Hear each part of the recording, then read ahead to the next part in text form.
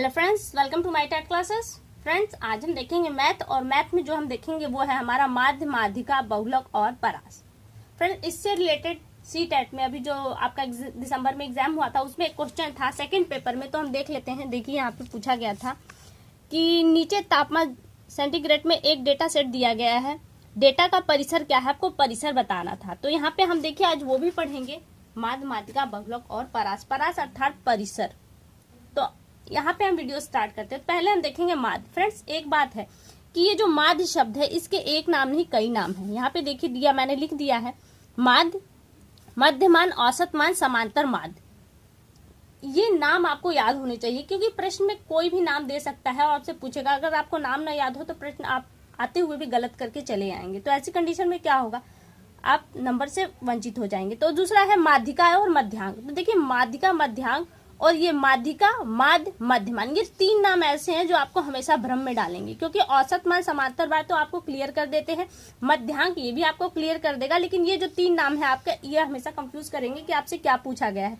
तो इसकी एक कंडीशन है कि आप इसकी इंग्लिश को परमानेंट याद कीजिए, केवल इन ही दो की, बाकी की जरूरत नहीं है। इन दो की इंग्लिश को आप जान लीजिए तो आपके लिए इजी है, क्योंकि हिंदी और इंग्लिश दोनों ही क्वेश्चन दिए होते हैं, तो जिसके माध्यम से आपको क्लियर हो जाएगी आपसे पूछा क्या गया है।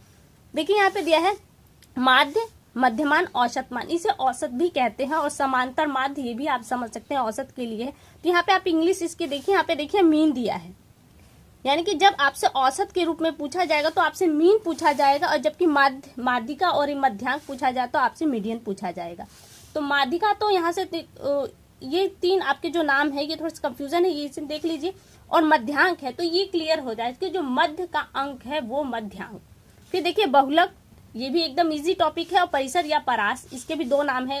आपकी जो मैंने बुकलेट दिखाया उसमें परिसर दिया था, यहाँ पे परास और परिसर रेंज तीनों है।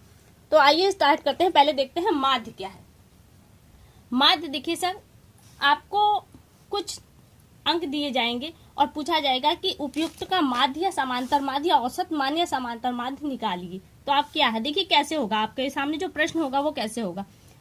दिया रहेगा 6, 8, 4, 5, 2 और 5 का माध्य ज्ञात कीजिए, ये होगा प्रश्न। या इसी प्रश्न को इस तरह से कह सकता है कि किसी परीक्षा में बच्चों द्वारा प्राप्तांक है ये, इनका औसत माध्य क्या होगा निकालिए। तो औसत माध्य के लिए करना क्या होता है, इन जो सारे अंक हैं ये आप इन्हीं सभी अंकों को जोड़ देंगे, तो आपका जोड़ने पे जो आएगा वो आएगा 30। और ये कितने अंक हैं, 1, 2, 3, 4, 5, 6, वो ये जितने अंक है उतनी संख्या आप नीचे लिख देंगे। बस क्या करेंगे, इसे काट देंगे, 6 पंजे 30, आ गया 5, और यही 5 आपका आंसर है। यानी कि किसी कक्षा में अगर स्टूडेंट्स द्वारा प्राप्तांक है ये, तो इसका औसत जो आया है वो 5 है, यानी कि प्रत्येक स्टूडेंट को 5 अंक प्राप्त हुए हैं। इसी तरह से एक दूसरा क्वेश्चन भी देख लेते हैं। देखिए, एक अगला क्वेश्चन दे लेते हैं हम। यहाँ पे लेते हैं हम कि कोई हमको एक संख्या मिली है, जैसे 25, 30, 5, 35, यानी कि जो पॉइंट इसका सूत्र बनता है वो बनता है पदों का योग और बटे पदों की संख्या। किसके लिए, माध्य के लिए। तो माध्य के लिए आपका एक बार देख लेती हूँ। माध्य बराबर जो पदों का योग बटे में पदों की संख्या। देखिए, पदों का योग हम करते हैं तो हमारा कितना आएगा, यहाँ 25, 30, 5 और 35 है, तो हम अगर सभी पदों को जोड़ते तो हमारा आता है 95, बटे में पदों की संख्या कितनी है, तो वो 4 है। तो ऐसी कंडीशन में देखिए अब क्या होगा, कभी कभी ये जरूरी नहीं कि हमारा जो अंक है वो पूरा अंक हो, कभी कभी ये दशमलव में भी आ सकता है। जब आप 95 को 4 से दशमलव में भाग देंगे तो आपका जो आंसर आएगा वो आएगा 23.75, और ये हो जाएगा आपका आंसर। देखिए, ये तो आपको डायरेक्टली अंक दिया। कभी कभी प्रश्न इससे थोड़े अलग बनकर आते हैं। किस तरह से हैं देखिए, वो भी प्रश्न देख लेते हैं एक बार। प्रश्न है जैसे 2, 3 और ये x है, x का माध्य, समांतर माध्य 3 है। पूछा है कि 2, 3 और x का जो समांतर माध्य है वो 3 है, तो x का मान बताना है आपको, x का मान बताना है। तो क्या करेंगे, देखिए हमने जो बताया था ये पदों का योग क्या है, 2, 3 और जो x है इसको हम जोड़ेंगे तो हमें जो प्राप्त होगा उसी को तो हमें 3 से भाग देना है, क्योंकि संख्याएं 3 है और जो हमें प्राप्त हो रहा है वो 3 है, यानी कि भागफल जो मिला हुआ हमें 3 मिला है, जिसे हम काटते हैं उसी से हम भागफल का गुणा कर दे तो हमें फिर इसका योग मिल जाएगा। इन दोनों का गुणा कर देंगे तो हमें इन संख्या पदों का योग मिल जाएगा। देखो क्या करते हैं, तो 3 तिया 9 आ जाएगा आपका। पदों का हमने योग किया तो हमें आया 9 आया। तो 9 देखिए, अब इन तीनों संख्याओं का योग आ गया। तो आप देख रहे हैं कि 2 संख्याएं हमको ऑलरेडी पता है, क्या है, 2 और 3, तो ये हो गया 5। इसी 9 में से अगर हम 5 माइनस कर दें तो आ जाएगा 4। तो 4 क्या है, ये यहाँ पे x की वैल्यू है। x का जो मान निकल कर आया वो 4 निकल कर आया हमारा। तो ये हमारा 4 आंसर हो जाता है। आगे हम देखते हैं मध्यिका या मध्यांक, जिसे इंग्लिश में मीडियन कहते हैं। तो देखिए फ्रेंड्स, इसमें क्या है, इसकी एक कंडीशन है। इसमें आपको जो आंकड़े दिए जाएंगे उसको पहले आपको क्रम से लिखना पड़ेगा। जैसे हम पहले क्वेश्चन ले लेते हैं, उसे ही क्रम से देखेंगे। मान लीजिए हम एक क्वेश्चन लेते हैं जिसमें है हमको 4, 6, 8, 10, 12, 14 और 16 ये अंक मिला है और हमें इसका ज्ञात करना है माध्यिका ज्ञात करें। ठीक है फ्रेंड्स, तो क्या करेंगे, तो ये जो अंक आपको दिए गए हैं पहले इसको आरोही या अवरोही क्रम में लिखेंगे आप।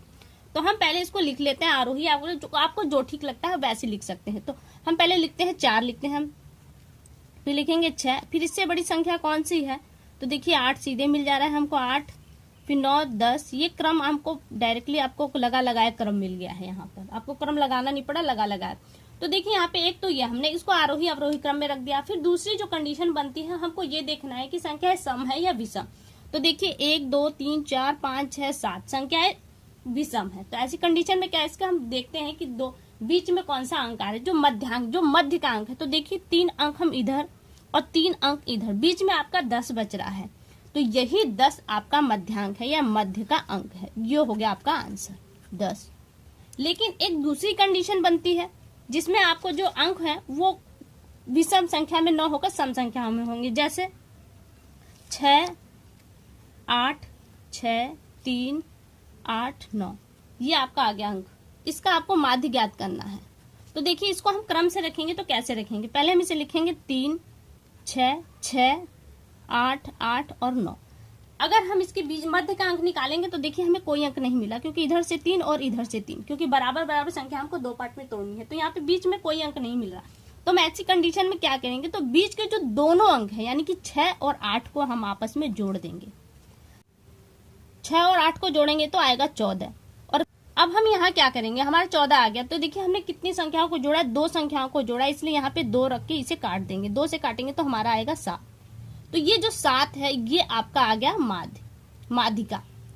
ये हो गया आपका आंसर। देखिए मध्यांक, ये मध्य का अंक, इसमें ये अंक दिया नहीं है लेकिन वरन जो अंक आ रहा है वो 7 आ रहा है। तो यहाँ पे आपका मध्यांक क्या हुआ, 7 हुआ। ये हो गया आपका आंसर।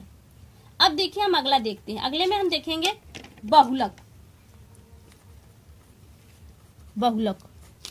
बहुलक का दूसरा एक नाम है बहुलांक। देखिए फ्रेंड इसमें क्या है, इसमें भी आपको इसी तरह से आंकड़े दिए जाएंगे। हम कोई भी एक आंकड़ा ले लेते हैं, जैसे रखते हैं एक क्वेश्चन के तौर पे ले लेते हैं 2, 4, 3, 5, 3, 4, 3, 5, 2। ये सारी अलग अलग संख्या है। इसका आपको बहुलक बताना है। ठीक है, तो आप यहाँ पे क्या करेंगे, आपको ये ध्यान देना है बहुलांक जो बहुत बार जो अंक आया हो वो होता है बहुलांक। देखिए यहाँ पे 2 आपका कितनी बार आया है, 2 केवल 2 बार आया है। 4 कितनी बार आया है, 4 भी 2 बार आया है। यहाँ पे हम लिख लेते हैं समझने के लिए। फिर देखिए 4 के बाद 5, 1, 2 ये भी 2 बार आया है। अब हम 5 के बाद हमारा आता है, देखिए यहाँ पे 3 छूट रहा है हमारा, 1, 2, 3 और 3 हमारा 3 बार आया है और कोई अंक है ही नहीं। तो यहाँ पे 3 सबसे ज्यादा बार आया है। तो यहाँ पे जो इसका आंसर निकल कर आता है वो 3 आता है, क्योंकि 3 यहाँ पे बहुत बार आया हुआ है। इसी तरह से दूसरा क्वेश्चन देख लेते हैं। यहाँ पे भी एक अंक लेते हैं हम 4, 6, 6, 4, 5, 2, 0, 1 ये हमने अंक लिए हैं। देखिए अब यहाँ पे क्या करेंगे हम, ये अंक है, अब इनका बहुलांक निकालेंगे हम। तो यहाँ पे देखिए 0 कितनी बार, सबसे छोटे अंक से लेकर चलते हैं। 0 हमारा 1 बार आया है। 1 कितनी बार आया है, 1 बार आया है। 1 के बाद 2 यहाँ पे भी 1 बार आया, 3 नहीं आया। 4 देखिए कितने वाला, 4 आपका 2 बार आया है। 5 कितनी बार आया है, 1 बार आया है। और 6 भी यहाँ पर 2 बार आया है। तो ऐसी कंडीशन में आपके जो आंसर बनकर आते हैं वो आएगा आपका 4 और 6 ये आपके हो गए आंसर। एक सेंटेंस में ज्यादा से ज्यादा 3 बहुलक हो सकते हैं। जैसे आपने देखी जो आंसर जो हमारा निकल कर आया वो 2 बहुलक के रूप में आया। इसी तरह से यहाँ पे एक सेंटेंस में आपके 3 बहुलक हो सकते हैं। अब देखिए अगला जो क्वेश्चन बनता है वो परास का है, परास परिसर। इसे देखते हैं। इसमें क्या करना होता है, देखिए इसका जो कंडीशन है वो यही है कि अधिकतम मान में से जो आपका न्यूनतम माइनस न्यूनतम मान, ये आपका हो गया, यही इसका सूत्र है। मान लीजिए कोई आंकड़ा हमको मिलता है और पूछता है उसका परिसर, क्योंकि सीटेट का जो आपने अभी मैंने आपको बुकलेट दिखाया उसमें देखिए अंक दिए गए थे, उसका परिसर पूछा गया था। तो हम यहाँ पे एक आंकड़ा लेते हैं, हमने लिया 24, 72, 30, 86 और 50, ये हमने अंक लिए और इसी में हम एक लेते हैं 14। तो फ्रेंड्स देखिए यहाँ पे पूछा जा रहा है कि इसका परिसर या परास निकालिए। ठीक है, तो आप क्या करेंगे, तो हमने कहा अधिकतम मान में से न्यूनतम मान को माइनस करते हैं। यहाँ पे देखिए सबसे बड़ा अधिकतम मान क्या है, यहाँ पे सबसे बड़ा अधिकतम मान 86 है, हमने 86 लिया माइनस, और न्यूनतम मान सबसे छोटा मान जो है वो है 14। अब पूछा है कि इसका परिसर, तो अधिकतम मान में से न्यूनतम मान को हम माइनस कर देते तो जो हमारा आंसर आता है वो होता है हमारा परिसर। तो यहाँ पे जो 72 आया वो हमारा हुआ परिसर। लेकिन फ्रेंड्स सीटेट का जो क्वेश्चन था वो थोड़ा सा अलग था। परिसर जितना इजी लग रहा है उतना ही थोड़ा टेढ़ा भी है, तो इसे हम अगली वीडियो में थोड़ा सा और क्लियरली समझेंगे। एक और क्वेश्चन देख लेते हैं इसी तरीके से जो हमें समझने के लिए इजी हो। मान लीजिए क्वेश्चन में आपको दिया है 24, 25, 5, 15 और 5, पूछा इसका परिसर निकालना है। तो आप क्या कहें, सबसे बड़ी संख्या लेंगे 25 और सबसे छोटी संख्या लेंगे 5, इसको माइनस कर देंगे, जो आता है वही आपका होता है परिसर। और यहाँ क्या ये है आंसर। तो फ्रेंड्स उम्मीद करती हूँ कि ये वीडियो आपको अच्छी लगी होगी। अगली वीडियो में आपसे बहुत जल्द मुलाकात होगी, तब तक के लिए नमस्कार।